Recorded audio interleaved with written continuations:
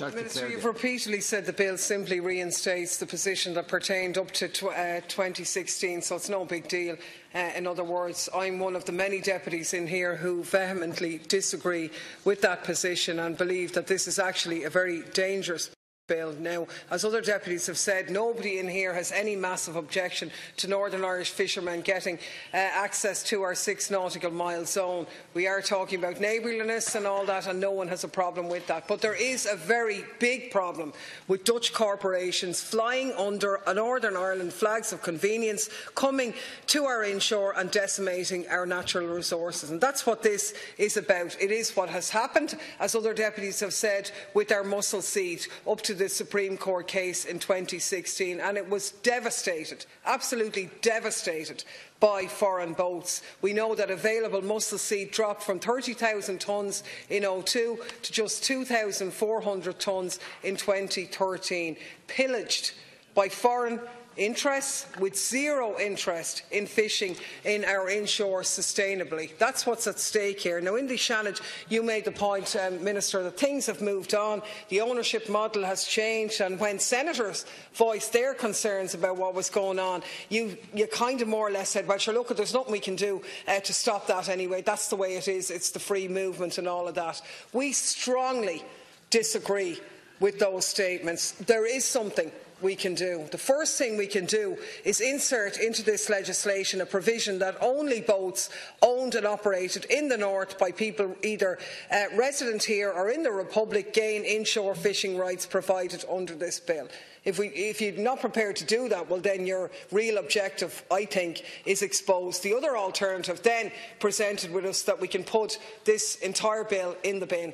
And to be honest, both of those options are dramatically better than pushing this through today with unseemly haste, and I'm not really sure why the haste is there anymore. You know, it's not the case of moving with the times or the European free movement or whatever buzzwords you kind of are fond of.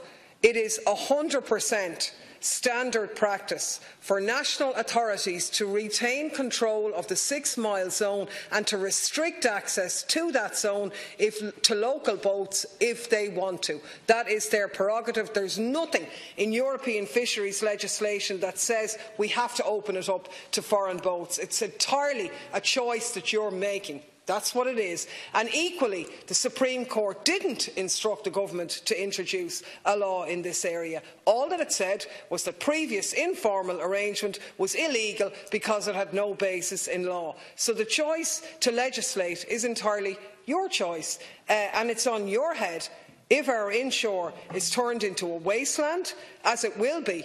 If you don't agree the amendments that we've put forward today, we think that would address the issue of the foreign boats. Without that, we're talking about standing over a wasteland. Thank you, Deputy Daly. We now move on to... That's exactly the point that I want to address, and that is actually the purpose of these amendments, that there's a really big difficulty here in that it's almost impossible to accurately define what constitutes being owned and operated in Northern Ireland. We can't be specific about what comprises a Northern Irish vessel. These vessels are registered in the United Kingdom.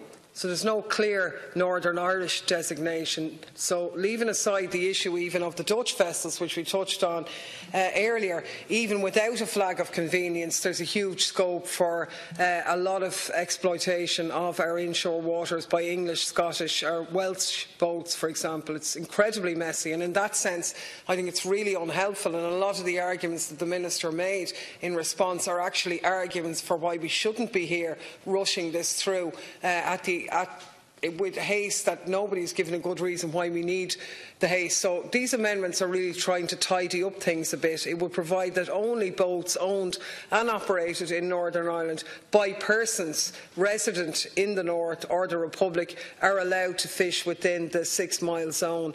We've included the proviso in regard to persons residents in the Republic owning Northern Irish vessels, as obviously we know that this does happen on occasion as well. Our amendment would have the effect that only our neighbours would be allowed to exploit our inshore resources. Only the people who live on this island could fish in our coastal waters. And to me, there's nothing wrong with that. That's a good thing. We should be doing that. That is imminently fair. And, you know, if that's the purpose of this bill, which the Minister kind of sort of says it is, then, you know, why not? I mean, what other European country has opened up its 6 mile zone to effectively anybody else in Europe? Who else has done that? The UK hasn't done it. So why would we be doing it now when we're leaving it open? And why are we doing it now when our arrangements are totally unclear with the situation of Brexit that's there? So, I mean, I'm sorry now, sorry earlier, but even more sorry now, given the Brexit delays and all this, that we are ramming this through, because there are a lot of issues that need to be addressed that I haven't heard a satisfactory answer to so far. So. Pringle.